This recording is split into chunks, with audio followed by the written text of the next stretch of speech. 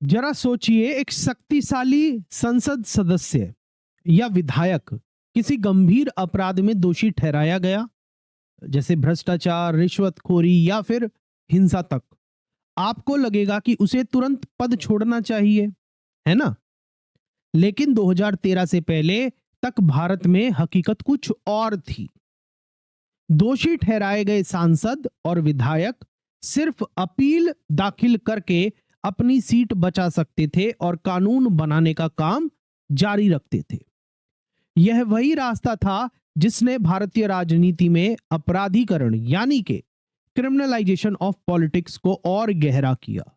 फिर आया ऐतिहासिक केस लिली थॉमस बनाम यूनियन ऑफ इंडिया भारत संघ 2013 सुप्रीम कोर्ट, जहां पर सुप्रीम कोर्ट ने कहा अब बहुत हुआ।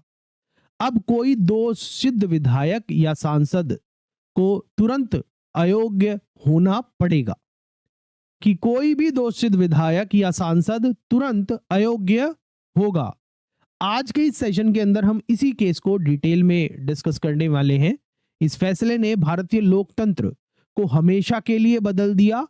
आज के इस वीडियो में हम देखेंगे कि इस केस की पृष्ठभूमि क्या है, जनप्रतिनिधित्व अधिनियम 1951 की धारा 8 क्या कहती है, दोनों पक्षों के तर्क क्या थे, सुप्रीम कोर्ट का ऐतिहासिक फैसला क्या है इस मामले में, और इसका भारतीय राजनीति और लोकतंत्र पर क्या प्रभाव है।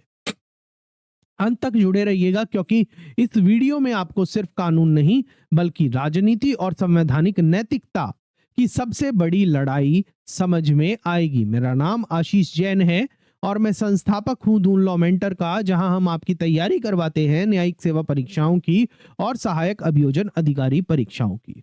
तो चलिए, सबसे पहले हम बात कर रहे हैं केस की पृष्ठभूमि की। अगर हम केस की पृष्ठभूमि की बात करें तो इस केस को समझने के लिए हमें देखना होगा कि जनप्रतिनिधित्व अधिनियम 1951 क्या कहता है। उसकी धारा 8 पर हमें अपना ध्यान आकर्षित करना होगा। जनप्रतिनिधित्व अधिनियम की धारा 8 यह बताती है कि कब सांसद या विधायक दोष सिद्धि पर अयोग्य हो जाते हैं।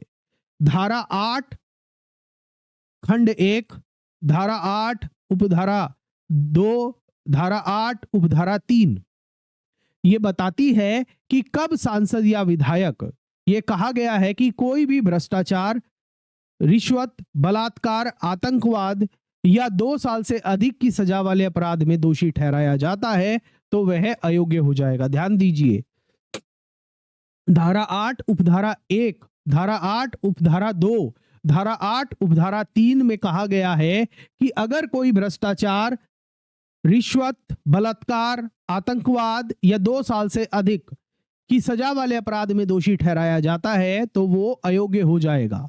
लेकिन समस्या थी धारा 8 उपधारा 4 में। वो ये कहती थी इसके तहत अगर कोई मौजूदा सांसद या विधायक दोषी ठहराने के बाद 3 महीने के भीतर अपील दाखिल कर देता है तो उसकी अयोग्यता रुक जाती थी। मतलब क्या हुआ? गंभीर अपराधों में दोषी नेता भी संसद और विधानसभा में बैठे रहते थे। भारत में अपील की प्रक्रिया कई सालों तक चलती है, आपको पता ही है, इसलिए दोष सिद्धि का कोई तत्काल असर नहीं होता था। ये जो खामी थी इसका बार बार इस्तेमाल हो रहा था। तभी एडवोकेट लिली थॉमस और एनजीओ लोक प्रहरी ने सुप्रीम कोर्ट में जनहित याचिका दायर की।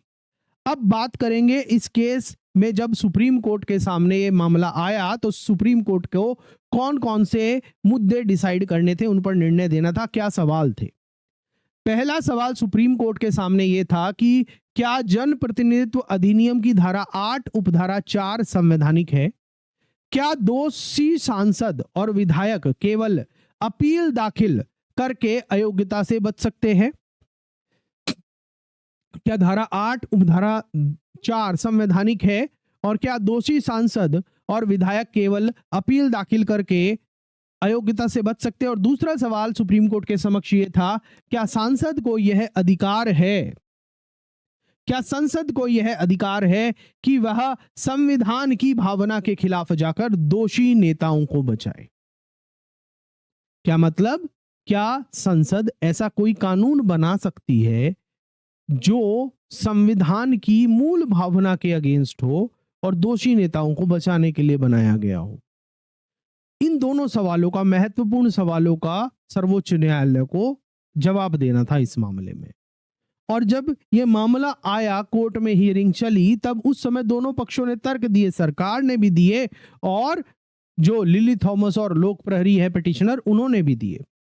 सबसे पहले हम बात करते हैं सरकार के क्या तर्क थे इस मामले के अंदर। भारत संघ यानी कि सरकार के क्या तर्क थे? पहला तर्क ये था कि कानून बनाना संसद का अधिकार है, न्यायपालिका का अधिकार क्षेत्र नहीं है। दूसरा, धारा 8 उपधारा 4 का मकसद था स्थिरता बनाए रखना। और तीसरा, तुरंत अयोग्यता होने पर विपक्ष झूठे केस कर सकता है। और यहीं पर याचिकाकर्ता यानी कि लिली थॉमस और लोक प्रहरी एनजीओ के क्या तर्क थे, उनको भी समझना बहुत जरूरी है। उनका पहला तर्क यह था कि संविधान के अनुच्छेद 102 और 191 साफ कहते हैं कि दोष सिद्धि पर सांसद अयोग्य होगा, सदस्य अयोग्य होगा। और दूसरा, धारा 8 उपधारा 4 ने सांसदों को विशेषाधिकार दिया जो आम नागरिकों को नहीं मिलता है। और तीसरा ये कि ये अनुच्छेद 14 जो समानता के अधिकार की बात करता है, उसका भी उल्लंघन है। और दोषी नेताओं को बचाना लोकतंत्र और स्वतंत्र और निष्पक्ष चुनावों की आत्मा के खिलाफ है। अब बात करते हैं इस मामले में सर्वोच्च न्यायालय ने क्या फैसला सुनाया। जुलाई 2013 में सुप्रीम कोर्ट ने ऐतिहासिक निर्णय दिया और अपने निर्णय में मुख्यतः जो बातें की वो मैं आपको बता रहा हूं। सबसे पहले जो धारा 8 उपधारा 4 थी, उसको असंवैधानिक करार किया। कोर्ट ने कहा कि यह विशेषाधिकार सांसद और विधायकों को नहीं मिल सकता क्योंकि ये गैर संवैधानिक है, इसलिए धारा 8 उपधारा 4 को रद्द किया जाता है। दूसरा, तुरंत योग्यता के मुद्दे पर सर्वोच्च न्यायालय ने कहा कि अब दोष सिद्धि के दिन से ही सांसद विधायक अयोग्य होंगे, अपील फाइल कर देते हैं वो वाली कंडीशन लागू नहीं होगी। जिस दिन दोष सिद्धि हो गई उसी दिन से सांसद और विधायक अयोग्य हो जाएंगे। तीसरा, समानता के सिद्धांत के ऊपर सर्वोच्च न्यायालय ने कहा कि आम नागरिक और विधायक एक समान है, किसी को छूट नहीं है। और चौथा, स्वतंत्र और निष्पक्ष चुनावों के बारे में कोर्ट ने यह कहा कि संविधान की मूल संरचना, बेसिक स्ट्रक्चर और का हिस्सा है ये, और संसद इसे कमजोर नहीं कर सकती। यह फैसला जस्टिस A.K. पटनायक और जस्टिस S.J. मुखोपाध्याय ने दिया था। अब बात करते हैं इस फैसले के दौरान दी गई कोर्ट के द्वारा कुछ महत्वपूर्ण टिप्पणियों की। वो इस प्रकार हैं। सुप्रीम कोर्ट ने कहा कि संसद ऐसा कोई कानून नहीं बना सकती जो लोकतंत्र की आत्मा को चोट पहुंचाए। दूसरा, एक बार दोष सिद्धि होते ही अयोग्यता स्वतः लागू हो जाएगी। तीसरा, अनुच्छेद 14 के तहत सांसद और विधायकों को विशेष छूट नहीं दी जा सकती। और चौथा, राजनीति का अपराधीकरण लोकतंत्र के लिए सबसे बड़ा खतरा है।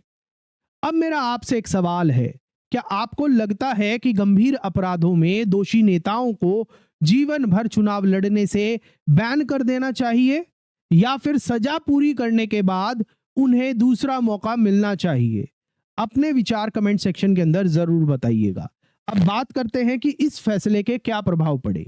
इस फैसले के प्रभाव दूरगामी प्रभाव हैं। अभी आपको संसद में एक नया विधेयक पेश हुआ है, बिल पेश हुआ है, आपको पता ही है, तीनों इकट्ठे बिल पेश हुए हैं। वो शायद लिली थॉमस की ही मंशा को आगे कर रहे हैं, मतलब इस केस की जो कोर्ट की मंशा थी उसी को आगे कर रहे हैं, उसी पर है। उस मुद्दे पर जो ये तीनों बिल कल अमित शाह जी के द्वारा पेश किए गए हैं, इनके ऊपर हम किसी और वीडियो के अंदर बात करेंगे। 1500 से अधिक सांसदों और विधायकों पर तुरंत अयोग्यता का खतरा आ गया है। दूसरा, पहली बार दोषी नेताओं को अपील के बहाने पद पर टिके रहने की सुविधा खत्म हो गई थी। तीसरा, राजनीति के अपराधीकरण पर बड़ा वार हुआ। और चौथा, लोकतंत्र और मतदाता का भरोसा मजबूत हुआ है। यह फैसला 2014 लोकसभा चुनाव से ठीक पहले आया, जिसने चुनावी पारदर्शिता को एक बड़ा मुद्दा बना दिया था।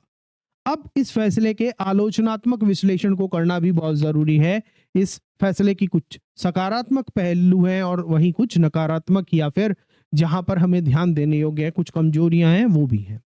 अगर हम सकारात्मक पहलू की बात करें तो लंबे समय से चल रही खामी खत्म की, धारा 8 धारा 4 को रद्द करके।